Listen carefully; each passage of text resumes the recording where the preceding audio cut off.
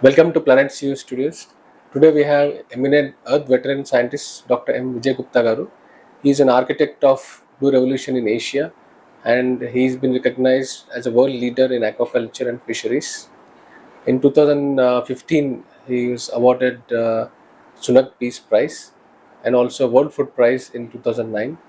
And welcome, sir. Thank you very much. This particular conversation is mainly to understand the inspirational work done by global eminent earth scientists, and today welcome you, and it's our honor to have you in Planet Zero Studios. So I would welcome you, sir, and Thank you. request you to describe how your journey into aquaculture and the scientific achievements came into existence, and how you could make a blue revolution in the early part of your career. Yeah. I am born in Bapatla, which is a coastal town, and from childhood going to the coast and seeing the fishermen, going into the rough seas and coming in the evening with sometimes no catch or little catch, their lives were miserable, the families doesn't know whether they will have anything to eat that day or not. So I was thinking, the technology has developed so much. Is there not a way that we could help these small scale fishermen to improve their livelihoods? So that was their intuition in me that made me. And when I completed my high school, my family wanted me to become a doctor, but I was underage at that time, so I couldn't get an admission into the doctor. Then I went to biology and completed my master's and doctorate degree. So I started first teaching in a university in Assam, but somehow my heart was into research to improve. As I said, my childhood memories were there, seeing the fishermen suffering there. So we wanted to go for research, so I entered the fisheries research. At a time, that's I'm talking about way back in 1962, when fisheries and fish was not recognized as a food product. Okay, it's a poor man's fish or a fisherman, low cost people eating fish and all that. So, but still, I was discouraged to go into that field when there is no prospect to come up in my life, but still my heart was there, and my family supported, especially my wife and my children supported. If it is your heart, you do something, because money will not always give satisfaction, So that's where. So I started my career at that time. Nobody talked of an aquaculture in those days, because we were getting plenty of fish, both from the rivers and also from the sea. So there was not much, and also the population was much less compared to what it is now. So there was not much need for go for an aquaculture. So we were doing that. I was working on marine fish, the population dynamics, what we call it. But 1970s, the awakening came, because then there was an industrial fishing started. The fish populations in the ocean started depleting, and also in the rivers, also due to pollution, over exploitation, and also blocking of the river flows, and all these things, of populations have come down. So the awakening has come that we cannot indefinitely depend on the natural tapping the natural resources like the seas and the rivers. The awakening is not only in India but all over the world that has come up in that one.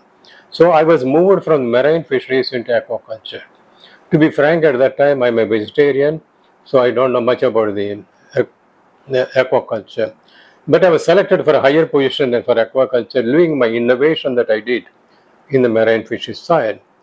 So I read so much about the aquaculture, and my seniors tried to teach me about. But I thought aquaculture, let us go. It's a farmers for ages together. They have been doing that farming. They have some ideas of how what can be done, what cannot be done. So I was at that time posted in West Bengal. So I started going to the farmers, visiting them, and learning something from them, the traditional knowledge. So their traditional knowledge combined with our scientific background, I thought if we can work together, probably we can make a change in that one. That's where my beginning way back in 1970s. In fact, there's an eye-opening. I was specifically I mentioned a farmer called Neelu Ghosh in West Bengal. He was uneducated, but he was growing the fish and selling and all that. The knowledge I get, the traditional knowledge I get, even now I call him as my guru. Then he, in fact, he said, I am the guru because from science I taught to him how he can improve that one. So based on that, my science background and his traditional knowledge, we designed a way of growing the fish. Now, I didn't give much importance what has been done in the research institution till that time. It was a risk I have taken because I entered that profession. But we have shown that using the agriculture byproducts, we can double the production in the first year itself. We have shown that one. When we showed, because at that time, the research institutions have shown that roughly about 3 tons per hectare of fish can produced. But using the agriculture byproducts, we have shown that you can almost double the product. We have shown about 5.5 tons per hectare. Nobody believed that one till they came and saw the farm and talked to the farmers and things like that.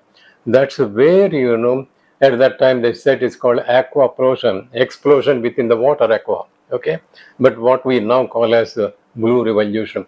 That I should say, a stage in India that we moved, depending on the marine fish, natural water fish, into aquaculture.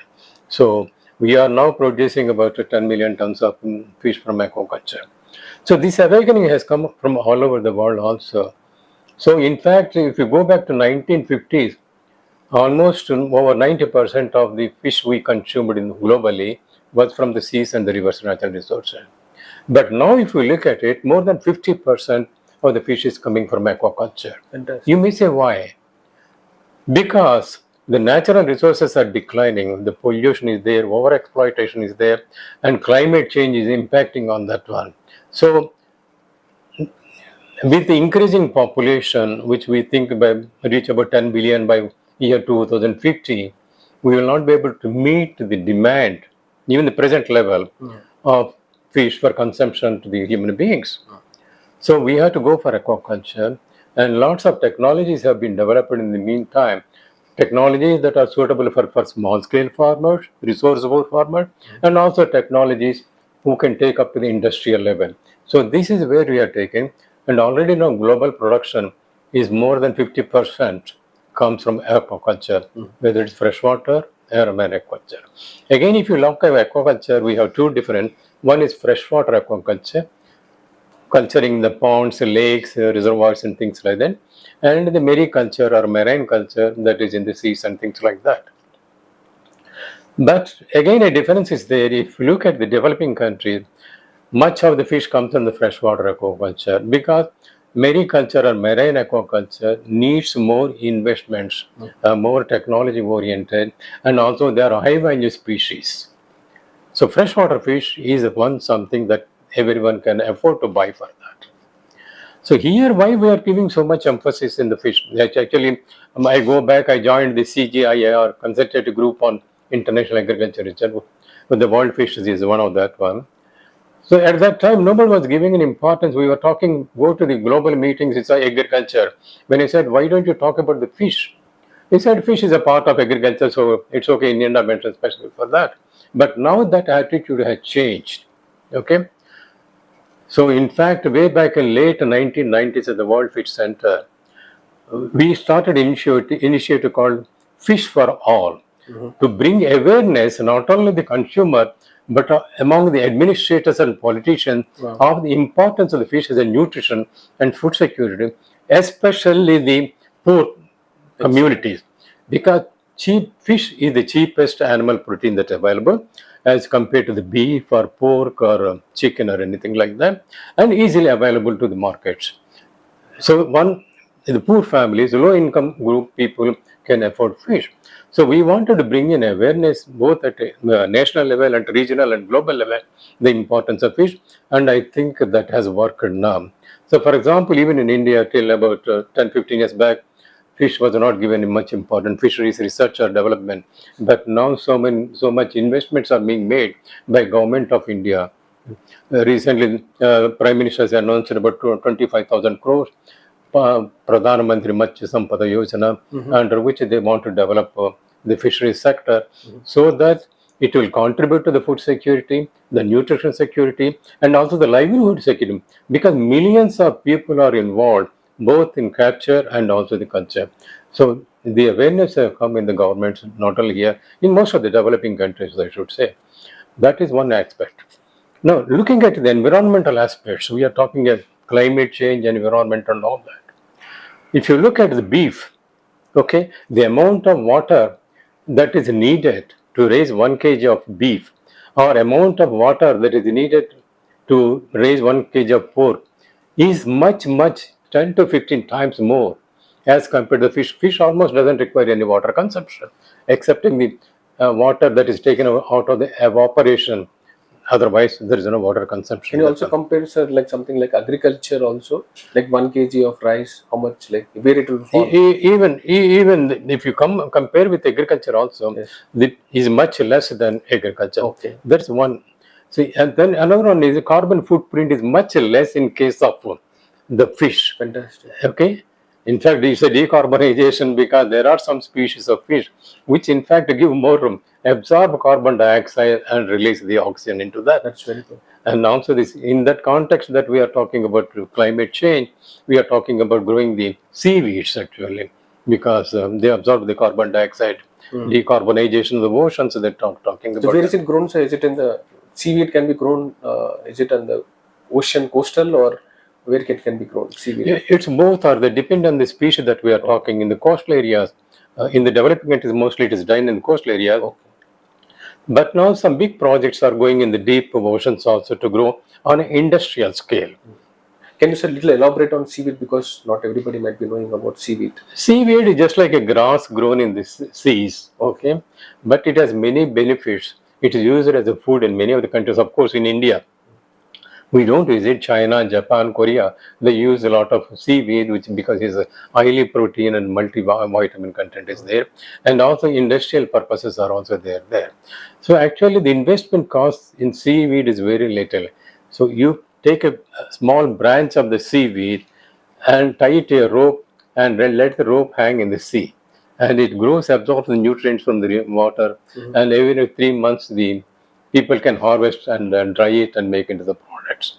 So, in fact, we are recommending this for the women in the coastal areas, the fishermen's families and all. No investment is needed, and so this is what is Where can we access the seaweed? How to grow that initially for them to grow the seaweed? No, They can take the support from? No, the government agencies are coming forward, especially internationally also, because the climate change is when you are looking at decarbonization of the ocean, a lot of governments and private sector is also coming into that.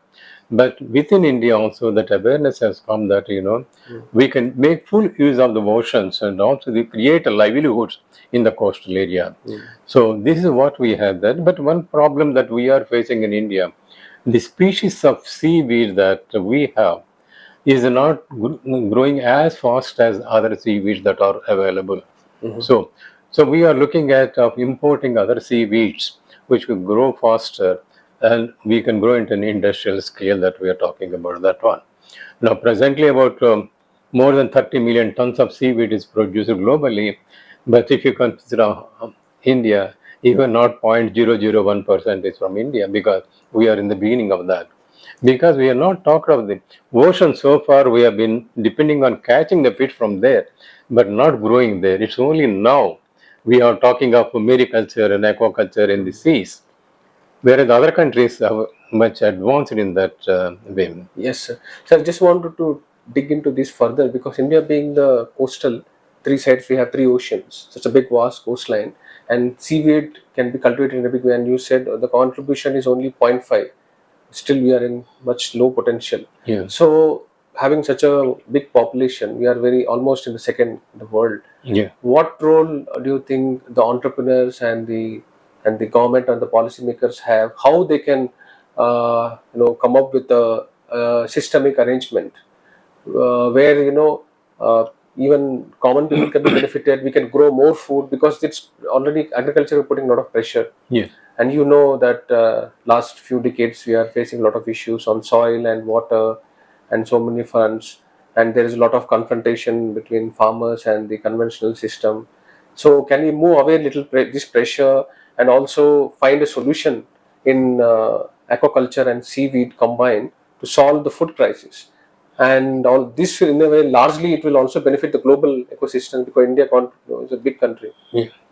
This is what we call multi-trophic aquaculture that we are talking about, integrated aquaculture. Oh. It's not only the seaweed and the fish culture together, Even fish, when you talk the fish, each fish has a different feeding, each type of fish has a different feeding habit. So we wanted polyculture or composite culture in freshwater. We grow together 5 or 6 types of fish together because they have different feeding habit. All the natural food present in a lake or a tank can be controlled well and higher production. The same technology is now being trained in the case of the marine system also, multi-trophic aquaculture, MTA they call it. So where seaweed can be one of the things, and also there are bottom feeders are also there.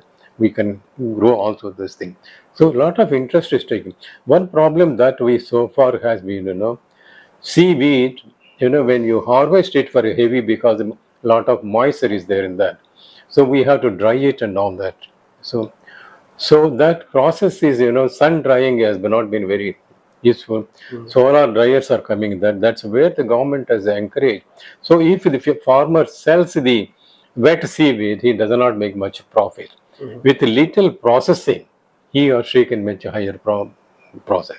That's what the governments are now trying to them identifying. You cannot grow the seaweed everywhere.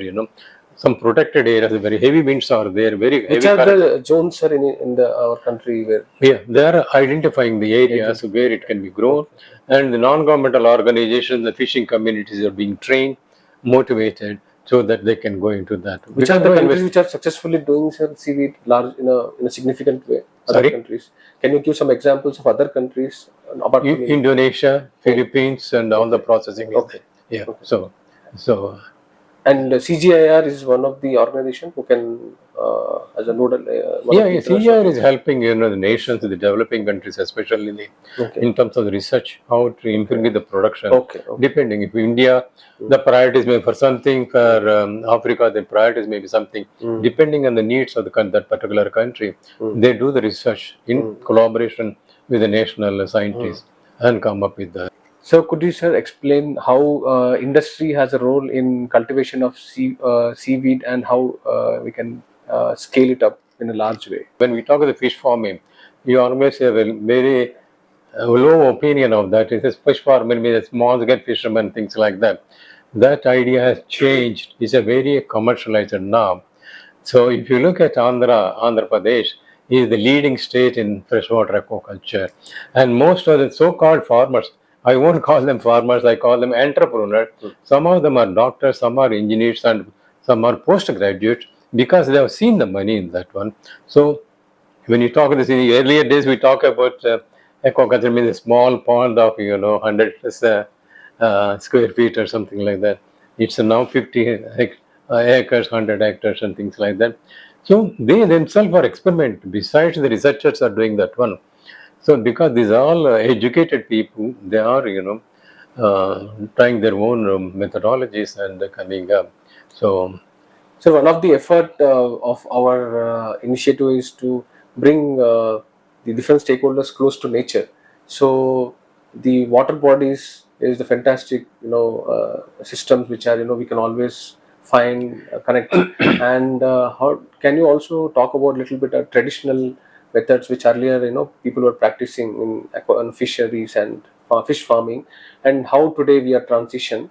Can we find a balance so that large masses of people who are not in the coastal or water bodies, large water bodies, but they are staying in the away from the sea, who are in the normal. I will just give an example, practical example. In one of the countries, where as posted by the UN, there were about 500,000 small ditches or ponds, backyard ponds. Okay. So there the families are using for cleaning the vessels and bathing and all that. They tried to grow some fish. They didn't grow because the waters were turbid and the water area was shallow. So when I said I apologize, the demand for fish in that country, actually it was Bangladesh. Okay, the demand for fish is so high, and so many water areas are lying fallow because no scientist has told them what type of fish can be grown there. So that's where we entered into that. We found out some fish. One example is tilapia. These fish grow to market size. They're small size, highly nutritious, and they grow to a table size within any time between 3 to 6 months time. So if it is a shallow water and seasonal water, by the time the water dries up, the fish already reach the market size. So there we trained the households, the women especially.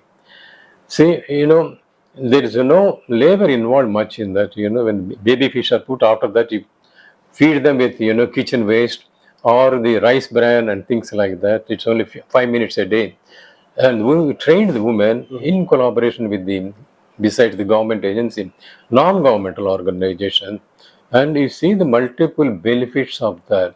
A resource that was lying fallow and covered with water hyacinth and mosquito minis and all that has become a food factory, and that has resulted additional income to the family, additional food, and also the highly nutrition. And what we didn't envisage at that time, we thought that will give higher income. That one, in that communities, when we say that one in the rural areas, woman doesn't have much voice in that one. It's the man, because the money earner has a voice. The woman is working lots of things. You say, what is your wife doing?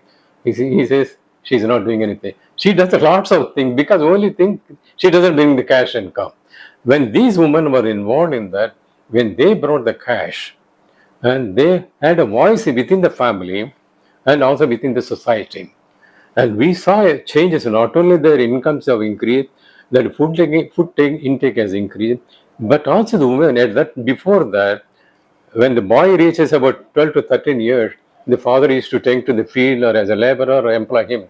But when this happened, the woman said, no, I will send my children to the school, because we don't want our children live the lives that we are living here. So this transformation has taken up that one. So, and within few years, there is no ditch or pond without any fish, and people started digging more and more. See, this is how you approach the issue, that you have to identify with the local communities what you need to do that one. So, So can you also talk about the irrigation tanks, which you one of the Sorry? the state government of Telangana also yeah, did? right. So for you How have a that lot of helps the fisheries and That's a- earlier the irrigation tanks are there, panchayati tanks and yes, all yes, reservoirs are there. yes. There, people were catching water, the naturally they're growing, in some countries they auction, the tanks and things like that. So, but what we have shown that one, you can stock the baby fish into that one, allow them to grow and catch them after 8 months or 1 month in that. So, in addition to the natural production of fish from that water resource, you are bringing more on that. I tell example now, if you take the Telangana states, a large number of reservoirs are there. So these reservoirs have fish populations, natural fish population, and that production is only 30 to 40 kilograms per hectare, 30 to 40 kilograms, that's all. But now what the government is doing and what the technology has said, that one, you put some more baby fish into that, just like aquaculture. So they also grow. So from 30 kilograms per hectare, now the production is reached about 500 kilograms per hectare. So what is happening there? Food production has increased. They are creating employment for the area, people living around the areas, and that one. And that's the one aspect. The second aspect, we are bringing the aquaculture into the reservoirs also. We got what you call as cages, enclosure, net enclosures, put them, and put baby fish into that, feed them, and grow them and exploit them. So this is one technology that the government of India, Telangana government and other governments are giving an importance for that. So because now the time is that water is becoming a precious commodity like than anything else. So we have to save every drop of water and make it productive. That's what we are talking about. So this is one way of doing that one. Now the other, we were talking about also the meat versus the fish. It's not only the water consumption that we have been talking of. If you look at the feed conversion, fish is a much better feed converter than the pork or beef. Of course, beef is a very intensive, fodder land, you need fodder land Yes, and yes. water Water intense consumption. also. So all those things are there. And also the emissions are also much less in case of the fish as compared to the animal production in that one. So comparing all that one, and also fish is a much better, hygienically better Yes, sir. animal protein than other land-based proteins. Sir, can you talk a little bit about oceans? Because you know that there's a big program going by United Nations Environment Program that plastics have entered in oceans, and it is creating a lot of issues for marine species. Yes. How important for us to protect ocean and marine species, because they will come into food pattern, and how, what is the dynamics, you can little bit explain about it. Also, then we have water bodies which are in the premises of our geography. How important is to protect water bodies, and what role it will play in biodiversity and the entire ecosystem of nature and water and human interaction. These two things because are important for water and food when you're looking at the future. Yeah, we are looking two environments. Yes. One is the marine sector, Yes. and the freshwater, small They have ponds and said, lakes. sir, that we have about 9 grams of plastic entered per liter of water. This is the specification given by the UNEP. So, in fact, it's some estimates put about there are about 30 to 40 million tons of plastic, mostly from the discarded fishing nets and things like that. So they disintegrate in the system and become nanoparticles. They are into the food systems of the animals that are growing there. By consuming, that is also entering there. So that awareness has not much come from there, but now that awareness has come, but implementation is becoming very difficult, because we are all far short-sighted. We are looking for today and tomorrow what we can make money, but we are not looking into the next generation, like the future on that one. But it's already impacting on that one, you see. So, what potential hazards it will create? The, like for example, right from the growth of the human, child, when you're from child to adolescent, and then the whole living habitation and the genetical, all these things. Yeah, the pollution, plastic pollution is a huge issue, especially in the marine ecosystem. That one, because as I said, nanoparticles and all the fish are consuming that one. There is heavy mortalities on that, and there's the discarded nets and other big plastics also. The things like sharks and things like that, crabs and everything, they get entangled into that and die on that one. So we have to bring an awareness on that. So many governments have come together, made associations and all these things, but the process of implementation is not there. We have to create an awareness of people. So don't throw them, bring them. Maybe we have to give them incentives to the fishermen or whoever it is. You bring these plastics here per ton, you get so much in there, and also your future of your children will be much better. The same thing is happening in the case of the inland water bodies, the tanks and there. So we are not aware. We throw everything, single use plastics, from bottles and other things. The governments are trying to do that to segregate the dry waste and wet waste. But still, I'm sorry to say, even the educated community, that awareness, because they are not thinking about that one. It's okay. We are fine. We are sitting nice. But what is going to the damage we are doing to the environment, nobody is giving an emphasis that. So I think non-governmental organ, to be frank, because I worked with a number of non-governmental organizations in many countries where, because they're down to the earth people, they work with the communities and all that they know, and they have a very good link with that. In collaboration with various, civil society organizations, I think we need to bring an awareness among the communities, and through the communities, the policy makers also, so that proper policies. We have lots of policies, but implementation, single-use plastics. You catch the guy who is selling the fruit, but you are not catching the manufacturer. Where from he is getting it? We are not going the source of production. So these are the things, that we need to do, I think. Sir, for the pioneering work you have done and your contribution to the global fisheries and aquaculture work, Government of India has recognized you for Padma Shri. Yeah. So congratulations for that. Thank you very much. And we are very proud of you. Yeah. And what is your kind of message for all the scientists who are like looking at how can we solve global challenges, whether it is food or water systems or ecological, any scientist or any technocrat? How should he look at the problems, and how he can develop scientific ability, and how he can craft that to solve technological innovations to implement? So that would be your, we would be very happy to know about it. So whether it is in aquaculture or agriculture, it's a field-oriented subject, and the farmers for generations they have a traditional knowledge. I always tell to the young scientists, you work in tandem in collaboration with the farming communities. You work with them, you identify what their issues are, what their knowledge is there, and what sort of technology is to needed to remedy their problems and do that one. So normally what we do now in some of the institutions, we give the old practice, we do research and say you adopt that one.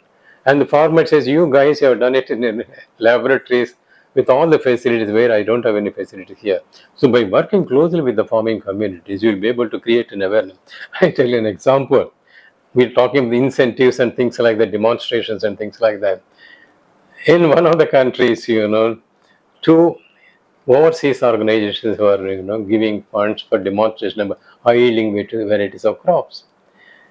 So in one village there were two demonstration sites. We asked the other farmer who were not allowed, which one you like? He said we like that one. Why? Because it looks the same thing. Because they give more inputs, more freebies, so I like it. Why are you not following? If I get also those freebies, I will also take. That means he's not believing in the technology you are talking about. So this is same thing that when one of the countries where I was working, when we proved the technologies are very good for small scale farmer, some of the countries they said we have millions of local currencies. Gupta, we give it to you. You give it to the farmers, I said. Then I said they gave me millions of farmers. Where at one stage I was directly dealing about 40,000 farmers in the country. So there I said nothing freebies. So we joined our hands with, because one man cannot do everything. We joined our selected the non-governmental organizations are very good in that. We who are sincere and working at grassroots level. We said, I will train your people, your extension workers, and they in turn will train the people. And initially, because a farmer, if he wants to invest, it will be scary because a poor farmer cannot invest. So we said we motivate them, we train them, we ensure all the inputs that are needed for them, we allow them to market that one. Okay, we give them loans. You don't believe they were giving at the rate of 20 to 21% against the bank rate of 8%. But the farmers were taking, because if this person is giving a loan without any collateral, they are sure that it's going to work. And that's what they did. Okay. Then when once I was sitting with the donor over lunch, we were talking. He was very high appreciative of what the progress been there. Then he said, "If you want more money, we take it." I said, "We don't want the money. We are not giving this money that was given to the NGOs. Were recycling that. They are recovering it that one and giving it to new farmer." Oh. Then he said, the director said, "Gupta, you are not supposed to do that because this is a free money that we are giving." I said, "I'm out of that one in case." Because anything free comes, you don't know the value of that one. Yes. Okay. But once he puts 1 rupee or 10 rupee, he knows the value of that product that he has grown that one, and also the problems and things like that. Then he said, "Okay, fine, go ahead." This discussion didn't take place on paper. We are not. So something that we started about 25 years, that funds are still rolling to helping more and more people. So this is what systems that we have to look at, the new ways of spreading the technology to the farmers. And look at that, various means are coming. Earlier we have talked to extension workers and all that. Now the farmers are also intelligent. They are educated. You have the internet and all that. So finally, I want you to can you give a kind of a solution for integrating aquaculture with agriculture, a kind of recipe, because largely we are agrarian economy and 65% of the people still depend on agriculture. So how can we combine aquaculture into the stream of agriculture, and they can also have additional source of income, and that will decrease the burden on soil and water resources. In a way, they can also use the water resources from the agriculture. The what you call integrated farming, if you look at the farmer, he has a crop area, maybe a small pond or tank or whatever it is, and he has livestock. So how do you integrate all the system, maximize the production and incomes and that's where. So that's where we were looking at. You can recycle the waste from one production system into the other system. For example, a crop land. Okay, the crop waste, the rice bran and things like that could form a feed for the fish. Okay, like if you have some cattle waste, the dung and the thing could become a fertilizer. Okay, so if the farmer has 1 acre of rice paddy and he has a small area for pond, okay, he can recycle that waste there into that. That's not only thing. Then also what happens, if the rains fail or not coming in time, he can irrigate his field from using this to the extent of that one. This we have seen the multiple benefits of this integration. So even if one crop fails, yes, the other crop fish is there. For some, pests have come and the crop has gone and the fish is there. And also we have integrated system of rice fish culture. In fact, you can grow the fish in the rice fields itself. Oh, Yeah. Uh, so in the traditional system, actually, about 2-3 decades back, we have long grain, not the yes, present high yielding varieties yes, of yes. that used to take 6 to 8 months to reach the maturity, and always some water will be there. Natural fish used to come there, grow them, and people used to catch. So the same concept now we are looking at. Now we have this high yielding varieties of rice. You reach about 4 months time in harvesting that one.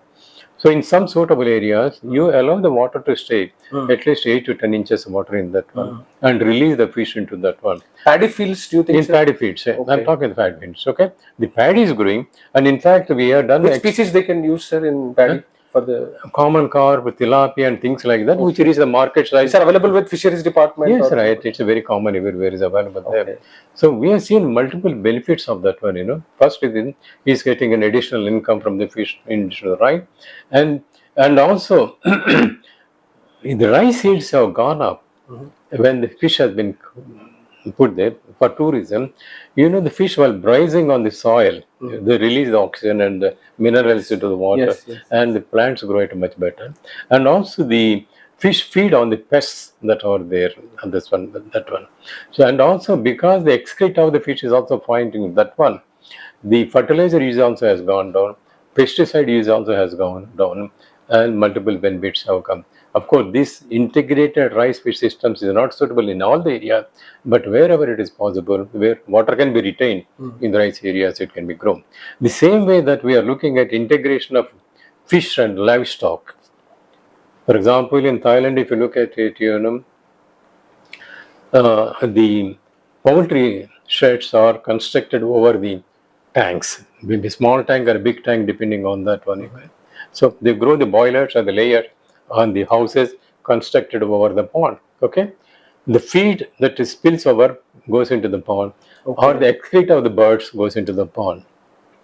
So he doesn't put anything into the pond. The fish there is growing by feeding on the excreta and spillover feed. So the farmer is doubling that income. The same thing they are doing with the pigs also. They raise the pigs and So we have poultry farms huge in the country also. Yeah, right. Yes, right. Of course. Now what they are doing, you recycle, you collect the poultry waste and give it as a fertilizer in the pond. So, but where this multiple system, and also aquaculture can be also developed into tourism. Actually, if you look at it, in Thailand, Ecotourism. Ecotourism, yeah, that's right. We are not actually touching on that. So, in some of the Southeast Asian countries, actually, in the cities itself, they construct a small restaurant on the tank itself. When you're eating, throw something, fish come and eating to that one. Fish is growing. You get more pleasure out of that, not only from the food, but all that one. So this is ecotourism that we have been talking about. Very much. One. So this is something that we have not touched on. That actually These are all very important because this is what connecting with nature is all about. Yeah, right. Yeah. So that way, actually, you are saying the saving. You will be saving also the lakes and the ponds and the tanks in that, which are very crucial. Now disappearing day by day. Many of the tanks are disappearing because of the urbanization and city developments that are taking place. So I think we need to, at every level, to save our water bodies from any incursion. Otherwise, the future generation will have a problem that water shortage, which is already happening in that one. So it will be much more. So we have pioneering solutions available, integrated farming. So all the food patterns of poultry and aquaculture, agriculture, all this can be combined, and we can solve our issues of the farmers, and we can generate employment. Farmers' income can be increased. We can also encourage ecotourism and integrate this man nature pattern and solve water food crisis. So this is a one-stop solution available, and this is a living example work done by Dr. Vijay Gupta, and I'm sure each one of you can know more about him and Google about his work. And any entrepreneur, industry, or government, anybody can free to approach us for what solutions he has done, how we can work together. So we would convey our gratitude, sir, from our team, and we are grateful that such solutions are available. And you have done some pioneering work. And being an Indian scientist, your contribution to the world will always be remembered. Thank you. Thank you for your time, sir. Thank you. Thank you. Thank you.